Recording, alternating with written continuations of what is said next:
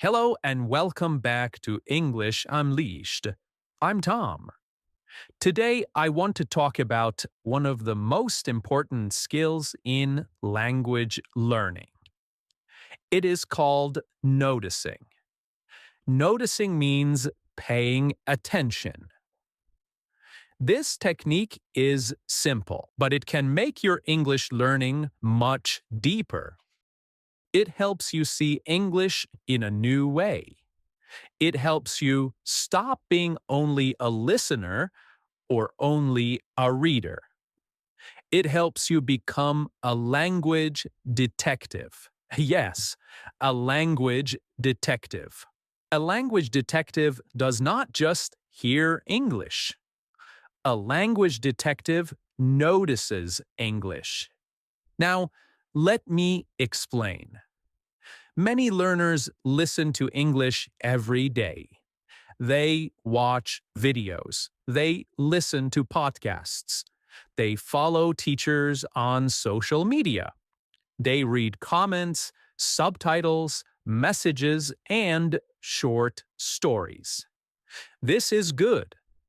Contact with English is very important. But there is a problem.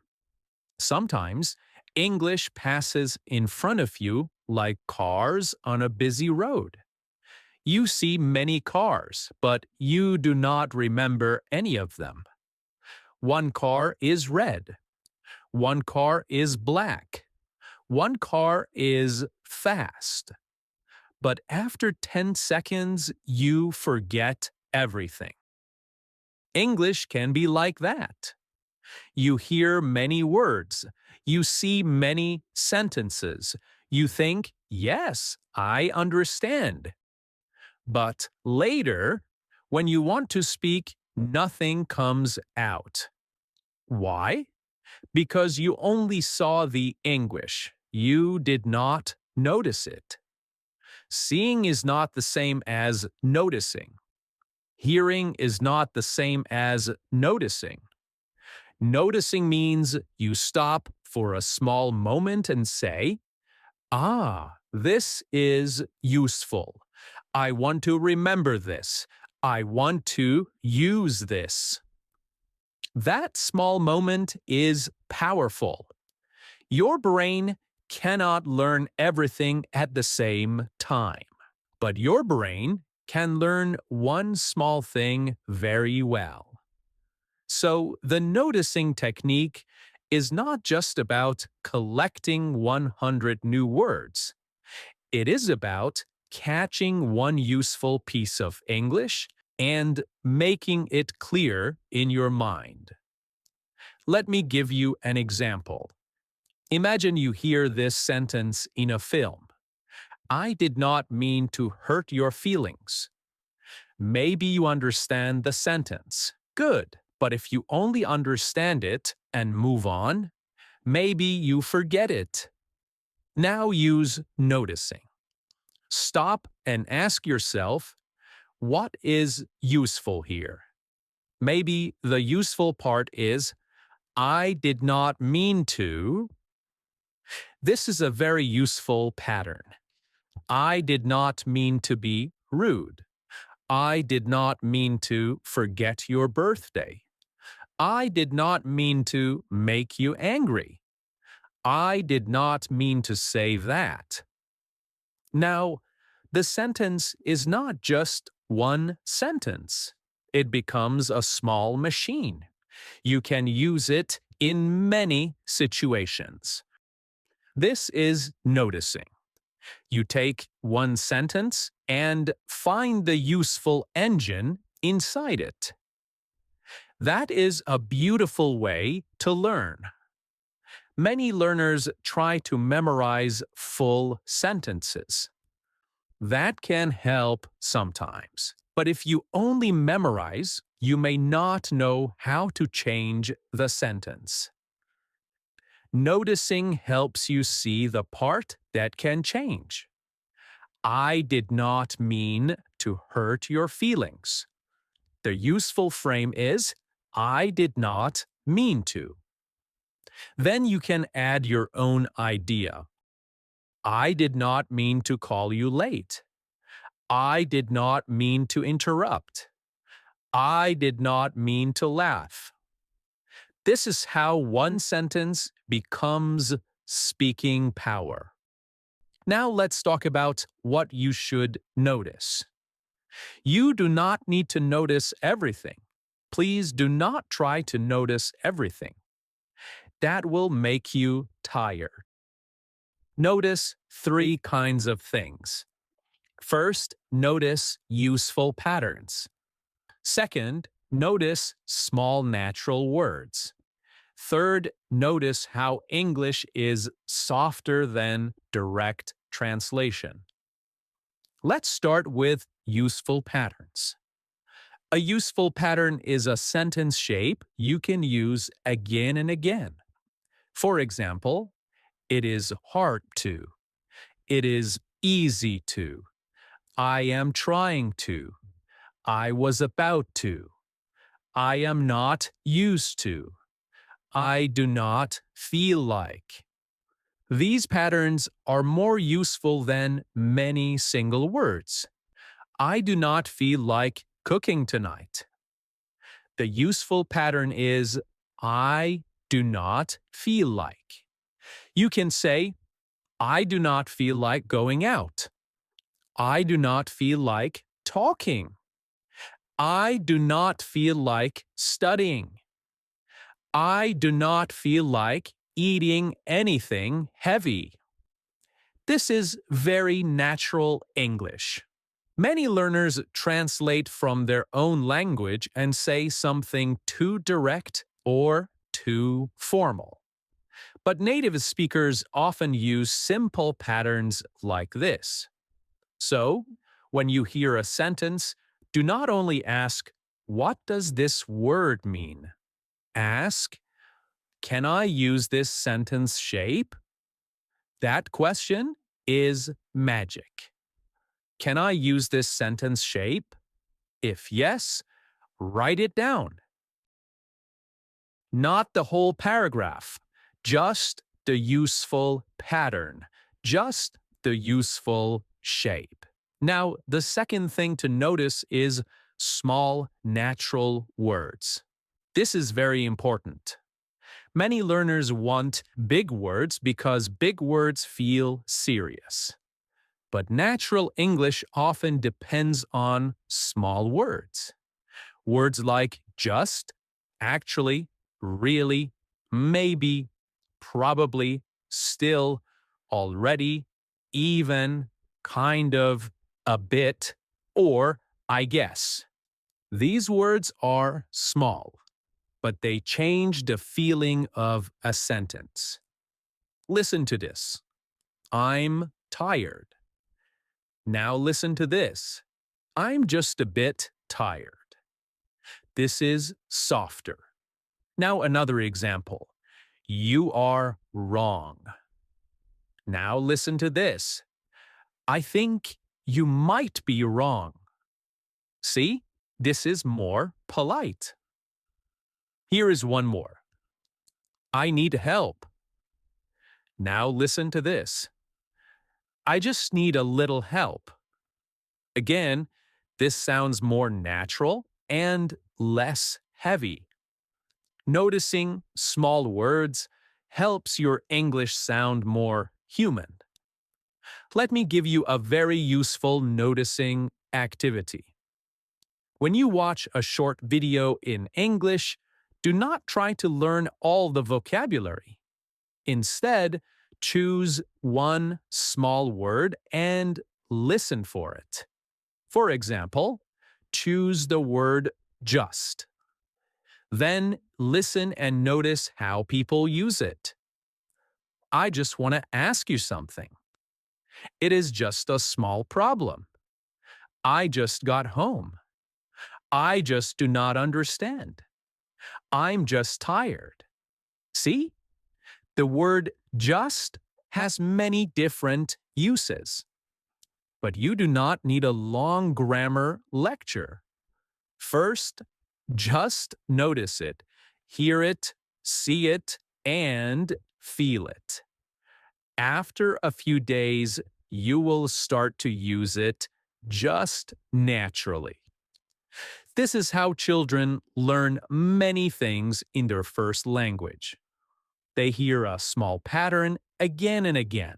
Then one day, it comes out. They use it. Adult learners can do this too, but with more attention. And that attention is noticing. Okay. The third thing to notice is soft English. What do I mean by soft English? I mean English that sounds polite, gentle, and natural. Many learners speak correctly, but their English sounds too strong. For example, a learner might say, "Give me your pen." This is grammatically correct, but in many situations, it sounds too direct. A soft version is, "Can I borrow your pen?" Or, "Could I use your pen for a second?" Notice the difference. Do not only learn the meaning. Notice the social feeling. English is not only grammar. English is also connection. When you speak, you're not only giving information, you are also showing respect, friendliness, surprise, interest, or care. So when you listen to English, ask, how does this sentence feel? Is it friendly? Is it polite? Is it casual? Is it serious? Is it soft? Is it strong? This is a new kind of noticing. Here is another example. I disagree. Or, I see what you mean, but I think. The second one is softer. It gives space before the disagreement. I see what you mean, but I think. This is very useful for speaking in real life. You do not want only correct English. You want English that fits the moment. Now let me give you a simple daily method. I call it one-line noticing. Every day, choose one line of English. Only one line. It can be from a podcast, a film, a YouTube video, a message, a book, or a comment. Write that line in your notebook. Then do 3 small things. First, underline the useful pattern. Second, change one part of the sentence. Third, say your new sentence out loud. Okay, now I want you to watch a short video about taking small steps every day. And notice a few important words in it. What if you took small steps every day? Nothing dramatic would happen on day one. You wouldn't feel like a new person. You wouldn't suddenly become disciplined, focused, or successful. In fact, if you're being honest, it might feel almost pointless. One small step? That's it? It might be reading 2 pages instead of none, practicing for 10 minutes instead of skipping, writing a few lines instead of waiting for the perfect idea. It feels small, almost too small to matter. And that's exactly why most people ignore it. We are trained to look for big changes, big moves, big results. We think progress should feel intense, noticeable, fast. But real progress doesn't work like that. If you took one small step today and then another tomorrow, something quiet would begin to happen. Not visible at first, not impressive, but real. Because consistency starts where motivation ends. On the third day, your brain would try to negotiate with you. It would say, "This is too small to matter. Skip it today." And it would sound reasonable. But if you still did the step, even when it felt meaningless, you would be building something more important than progress. You would be building identity. Not the identity you talk about, the one you prove. Because every time you take a small step, you send a message to yourself. I am someone who shows up. And that message, repeated daily, becomes belief. After a week, nothing big has changed, but something subtle has. The resistance becomes weaker. The starting point becomes easier. You don't need to convince yourself as much. You just begin. That's the shift. Not from failure to success, but from resistance to motion. After 2 weeks, something interesting happens. The step starts to feel incomplete. 10 minutes feels short. 2 pages feel light. Not because you forced yourself to do more, but because your baseline changed. This is where most people make a mistake. They suddenly try to do too much. They go from small steps to big leaps, and big leaps break consistency. The power was never in doing more. The power was in doing it every day. If you kept the steps small, even when you could do more, you would protect the habit. And the habit is the real goal. Because habits scale naturally, force does not. After 1 month, you would start to see small results. Not dramatic, but undeniable. You would know more than before. You would feel slightly more comfortable, slightly more capable. And more importantly, you would trust yourself more.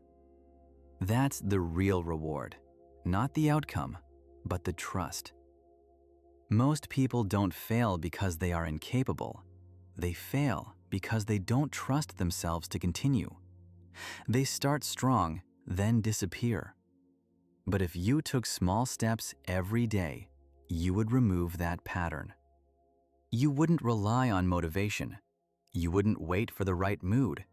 You would act even when it feels ordinary, especially when it feels ordinary.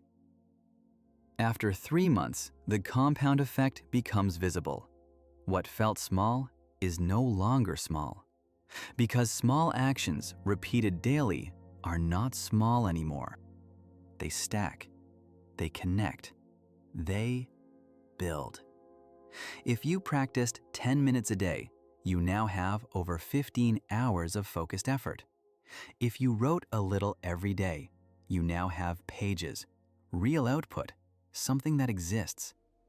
If you learned daily, your understanding is deeper, not because of intensity, but because of continuity.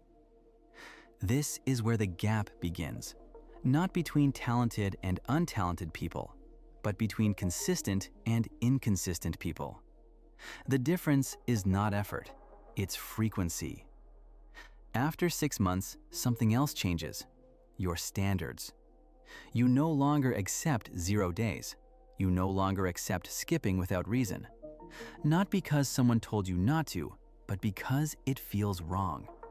So what if you took small steps every day? You wouldn't change overnight. You wouldn't impress people quickly. You wouldn't feel powerful in the beginning. But you would become dangerous in the long run.